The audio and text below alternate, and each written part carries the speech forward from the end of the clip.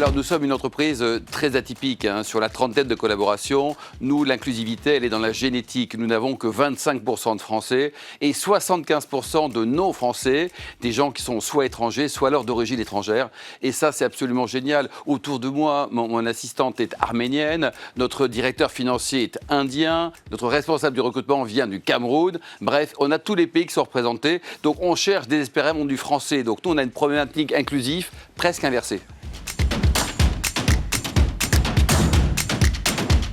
Il faut savoir que c'est comme une équipe. Moi, je suis très rugby, j'aime beaucoup le rugby, donc on est 15 à pousser dans le même sens, voilà, pour gagner, pour réussir à gagner, peut-être en tout cas.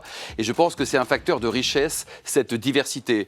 Donc il faut gommer les couleurs, il faut gommer les religions, les sexes également. L'idée, c'est d'avoir juste les gens compétents, sympas, heureux de travailler avec nous, et que nous aussi, on soit heureux de travailler avec eux, et que tout ça, ça apporte quoi ? Une entreprise qui gagne. Une entreprise qui gagne de l'argent, parce qu'il faut gagner de l'argent pour continuer à embaucher, et surtout ne rien lâcher sur la diversité. Il faut toujours être ouvert. Le talent n'a pas de couleur.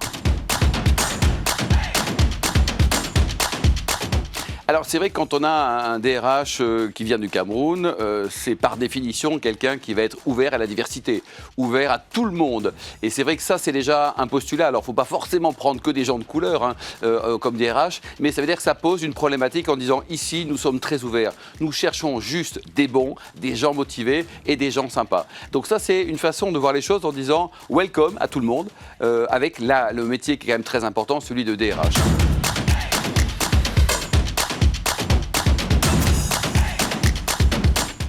En fait, j'attends pas grand-chose de l'écosystème. Quand j'ai créé ma boîte, c'était il y a 30 ans. Je suis également issu de la diversité parce que je suis catalan. Ma grand-mère est arrivée en France dans les années 39, après la guerre civile perdue. Elle a connu les camps de concentration, une période trouble de l'origine de la France. Donc ça m'a construit. Donc en fait, quand on essaie de créer une boîte, c'était le cas il y a 35 ans, déjà 35 ans, on a besoin de personne et on n'attend rien. C'est juste qu'il faut témoigner, d'abord essayer de le faire, modestement, c'est une PME, 30 personnes. Écouter les gens, écouter également ceux qui ne sont pas forcément convaincus, essayer de les convaincre. Et ce n'est pas un combat, non, je pense que c'est une explication au quotidien, expliquer pourquoi, grâce à la diversité, ça devient une vraie richesse qui permet à l'entreprise de se développer. Êtes-vous optimiste pour l'avenir sur ces sujets-là ? Ouverture sociale, diversité, égalité de traitement, inclusion ? Par définition, quand on crée une boîte, on est obligatoirement optimiste parce que le burn-out, on n'a pas le temps. Aller voir un médecin parce qu'on est malade, on n'a pas le temps. Donc forcément, matin, midi et soir, on ne peut être que optimiste. Oui, les choses changent, il y a une mentalité, il y a l'Europe qui existe, il y a le monde entier. Et puis il faut se dire que si on veut continuer à prospérer en tout cas, à ne pas mourir, à ne pas être en déclin, il faut continuer à travailler et donc avoir des vraies richesses. Et la richesse humaine, c'est un facteur clé de succès pour l'entreprise.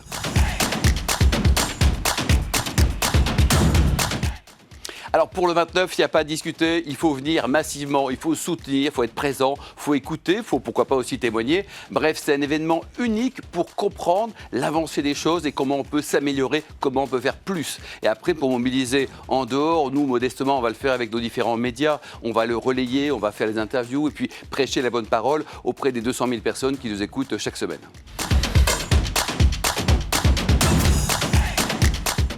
Cette problématique de diversité, elle concerne toutes les entreprises. Alors, les grands groupes ont certes plus de moyens, plus de personnes qui sont attachées spécialement à cette problématique, mais ça concerne également les ETI, les PME et les TPE. Donc, je pense que ça doit être l'union sacrée autour de la diversité, quelle que soit la taille de l'entreprise, avoir un prisme en se disant « c'est grâce à ça que je vais être meilleur ». Sommet de l'inclusion économique. Agir avec impact.